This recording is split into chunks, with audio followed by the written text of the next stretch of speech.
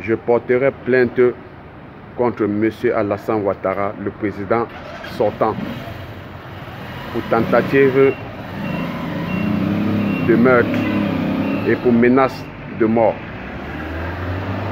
Mon service de renseignement m'a informé que les négociations, les pourparlers que j'ai engagés avec le président Alassane Ouattara pour mon retour en Côte d'Ivoire ne sont que des négociations piégées.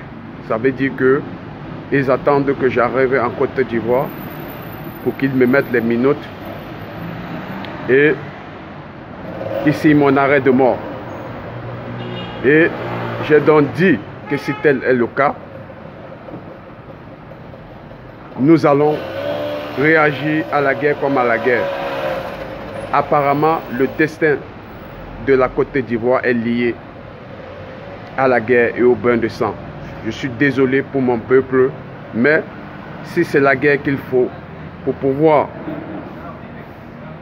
faire sortir les étrangers sur le sol ivoirien, nous allons le faire afin de trouver un terrain d'entente entre nous, les Ivoiriens, après la guerre.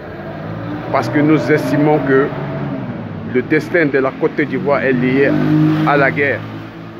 Mais cette guerre n'est pas jusqu'à l'infini. Le jour viendra où la Côte d'Ivoire retrouvera la paix.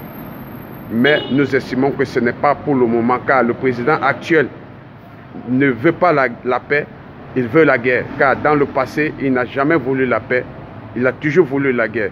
Si jusqu'à aujourd'hui, c'est son souhait, nous allons lui donner la guerre. Ça, ce sont les propos du président Guillaume Soro. Mais nous, en tant que porte-parole, nous demandons au président Guillaume Soro d'apaiser son cœur et de continuer les pourparlers avec le président Alassane Ouattara, afin que la Côte d'Ivoire retrouve son équilibre de paix et les familles des victimes soient indemnisées et on passe à autre chose.